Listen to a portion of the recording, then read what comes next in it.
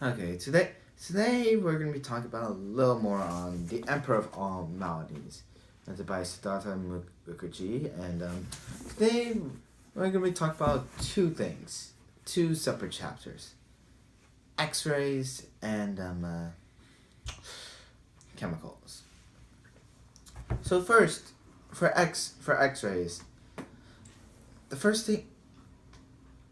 Now thinking back. But since Halsted can't really cut cancer through with his knife, what other possible way do you think we can do to treat it? Well, let's rewind rewind a few years back. I think in in a chem in a lab actually not today. In, in a lecture, a professor by the name of Wilhelm Röntgen was, was demonstrating to students an electron tube that was emitting energy, and when one of the students asked, "Hey, why don't you try opening it and see what it will do if it passes through a physical object like a human hand?" And surprisingly, Röntgen said sure, and he used his wife's hand for a demonstration. And when that straight beam of electrons flows through her hand, the silhouette showed her skeleton along with her wedding ring in the shadow. And quote her, I have seen my death. But unlike his wife, Röntgen actually saw something a bit extraordinary. This is what he called X-rays.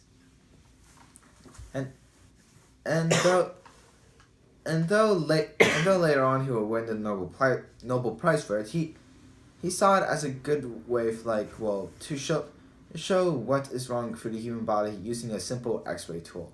But note, this is way early when they discovered X-rays, so they do not know the specific risks that we have today, or they do not have lead covers, etc. They don't really have that. And mainly due to that, many people who worked with X-rays often suffered prolonged issues to the X-ray because X-rays were processed by radiation. And speaking of radiation, it's the thing that caused X-rays in the first place. And right after Röntgen discovered X-rays, not even a year later, a pretty famous couple of scientists that are a couple. Two you may know as Pierre Curie and Marie Curie. Though at the time, Marie was known as Maria Slovakia before she changed her name to Marie. Anyways, they found an element known as uranium that can emit even stronger X-rays than the one Röntgen had. And so there was a bit of an arms race for X-rays. And many people were they pretty much did not know anything about the risks of using this stuff.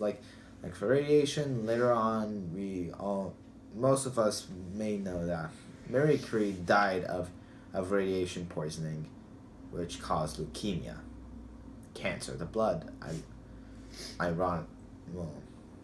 shouldn't say ironically, but anyways,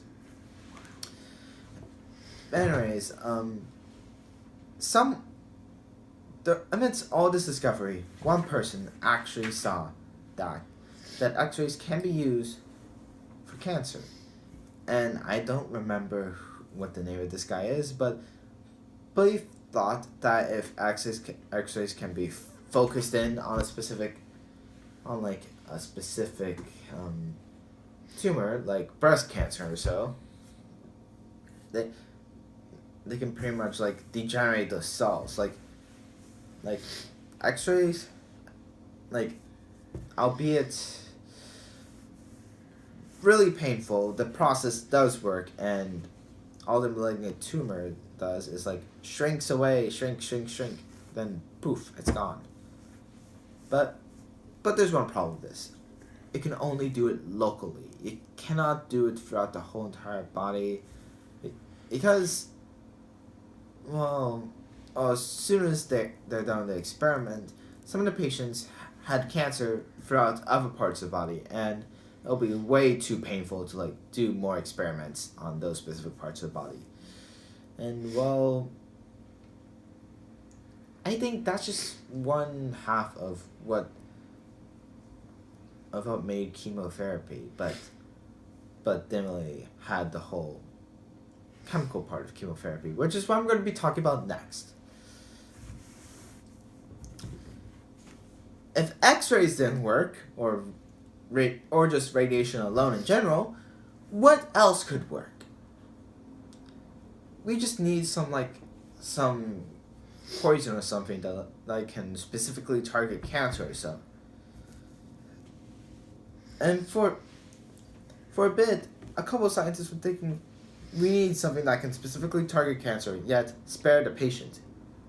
Not something that can kill cancer, but doesn't kill the patient. And well, and the answer for that question comes in a very, very unrelated form to prevent people from dying. Is with dying. Spelled with an E. Not like, the regular death and stuff. I mean like dying clothes and stuff. That's what I mean. And like during that time, the textile industry was booming.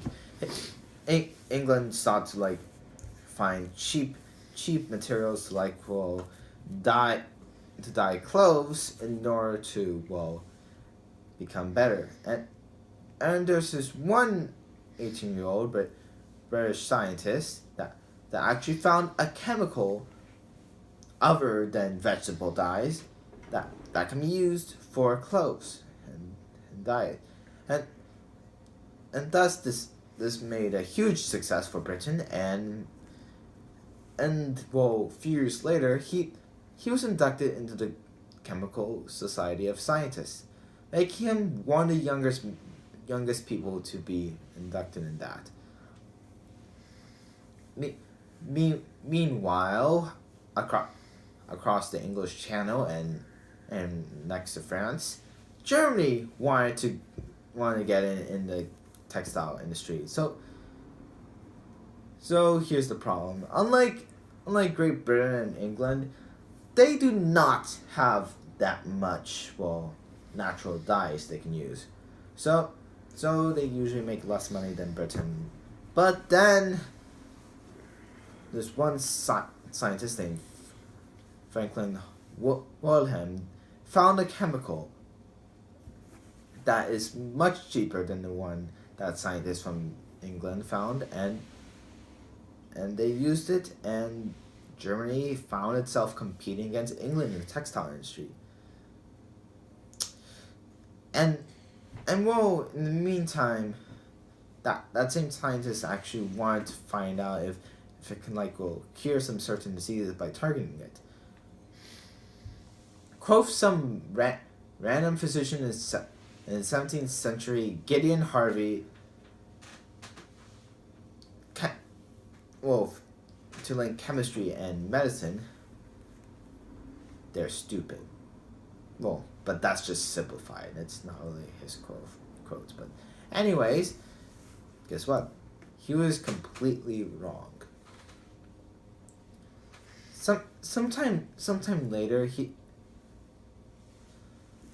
sometime later, Wallen was able to find some stuff, but didn't really fit together the whole picture. That will take 50 years later, where a guy named Paul Ehrlich found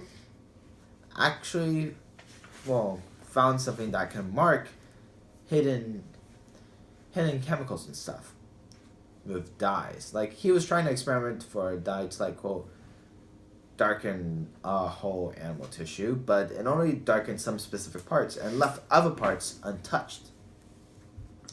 And due to the discovery, he decided to get some chemicals to help target those that he marked. First he found a chemical called Tyrol Red, which is used in dyes, to target some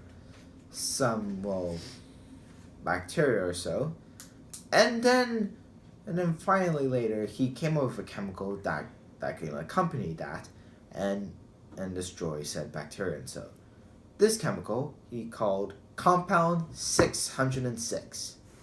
It was a major blockbuster in the chemicals during this time, and it led to curing certain outbreaks and so, and these chemicals, which Ehrlich dubbed magic bullets, that, fittingly to be honest, cured almost every single disease it can possibly do. And then there was one more target on its list: cancer. But the problem is that cancer is too human-like because it grew from malignant human cells. But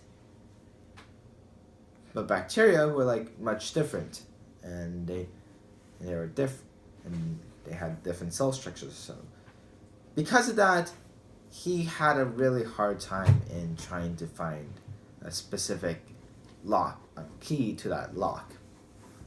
And as I said a few videos ago, the lock and key mechanism doesn't work as much. It improves here when it comes to cancer. In the end, he never really was able to find it, and then World War I started. A gas known as mustard gas, along with many other toxic gases, disgusted Ehrlich as war raged on. And that ends my... Okay. I have several questions. The first one is concerning the radio X-ray. The X-ray. You say that they could not do the X-ray on the whole body. Why exactly? You say it's good on your target. Because let me ask you this: if you X-ray the whole entire body, do you want your whole body to experience a lot of go through so much pain that you don't think you can live through that moment? So it's very painful having an X-ray. For a prolonged amount of time, not like for a few moments or so, like. But you need a prolonged amount of time in order to destroy the malignant cells. Yes, and it was long and tedious. Okay, and that's very helpful to do. Yeah, and also not to mention this. It's painful, and it will probably kill all the cells where the X-ray is pointed at. So even the good one? Yes. Oh, okay. So what happened when you kill the good one? Not good. So do you know one common symptom that happened when you kill the good one? Can possibly start cancer, actually. Oh, okay. Like a different type of cancer? Yes, because cancer is usually caused by genetic mutations, and radiation somewhat changes the genetic code, so it can cause a mutation, and which causes cancer. Oh, okay. Oh, very good. So the second question I had was more then on the second part you said, which is a chemotherapy. So you talk about... it's actually what defined chemotherapy. Hence the prefix chem for chemistry. Okay, yes. So Ehrlich, you say. Ehrlich. Okay, so Ehrlich was trying to. Tell me if I'm wrong. He was trying to target a specific. So there is a dye. There's the first guy that was able to find the dyes, and he can isolate the bad cell. Yes. The second guy, Ehrlich, was able to poison them with another chemical. Is that right? Called the compound 600. No, compound 606. With the compound 606, he was able to target them. Is that right? Okay. Yes. But you say he was not completely successful with that? The only wall he couldn't get through with those magic bullets was cancer. And cancer, as I said, could not get to cancer. Yes, it was too similar to actual human cells because it used actual human cells. So he could not make a distinction between the bad one and the good cells. Yes. When he was trying to target them. Mm-hmm. Okay, that was at the time. What year was it when Ehrlich did it? What year? Ehrlich? Oh boy, I'm bad at dates. It's okay if you don't remember. I think around 1907 maybe. I mean, like, it was before World War One, so. Okay, yeah, you're right. That's common sense. Yeah. Okay. Well, anything you have? Did you enjoy this chapter for a specific reason? Yeah, I do. For what reason? Well, that actually informed me that chemistry is also involved with chemotherapy, not just radiation. Chemotherapy, as you say, it's specific to chemotherapy. Does it really involve X-ray when you do chemotherapy? It involves radiation, that's for sure. Oh, and X-ray is somewhat a form of radiation. Okay. So it involves chemistry. Mm-hmm. Yeah. Oh yeah, I forgot to mention. The concept of chemotherapy was actually pretty much born during the middle of the night. Because I think Ehrlich was like talking to it with two scientists on the train, and it was pretty much like midnight during that time. So. Okay, during the night, yeah. Okay. So Yella, what is your relation with Yella? You remember Yella, the guy was running with Sidney Farber. He was finding some solution. Yeah. Is there a relation with him? Between yeah, the antifolic acid. So is the antifolic acid some sort of ancestor of what Ehrlich found? Now that I think about it, maybe, but I don't think that. I don't think when the time Farber actually was doing experiments was actually before the time that they did the magic bullets. I think it was either around the same time or after. Okay.